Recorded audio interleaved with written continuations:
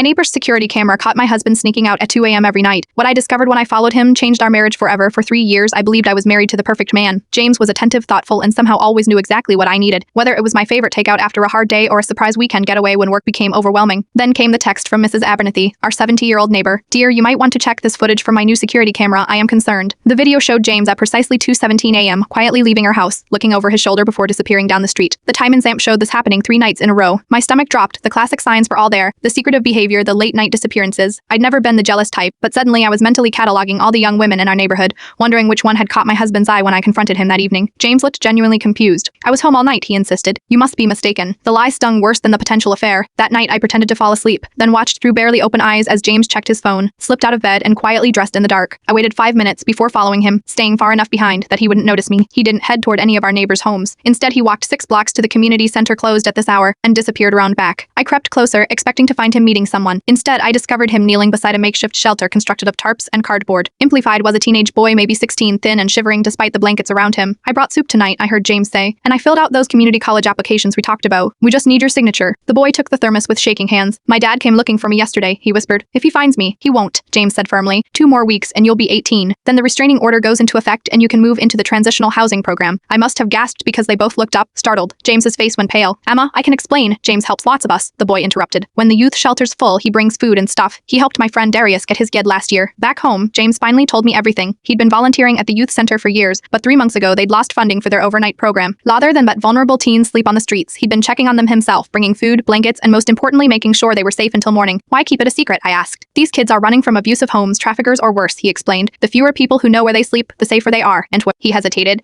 "I didn't want you to worry about me walking around at night." The next night, I patched 2 thermoses of soup and went with him. We met 5 teenagers, each with a heartbreaking story, each treated by my husband with dignity and respect. Now, 6 months later, our spare bedroom has become an official emergency shelter space, properly registered with social services. Mrs. Abernathy brings homemade cookies twice a week. The boy from that night is now in community college studying social work. Sometimes what looks like betrayal from one angle is actually love viewed from another perspective. Love not just for your spouse, but for a world that desperately needs more people willing to step out at 2 a.m. to help those who have no one else.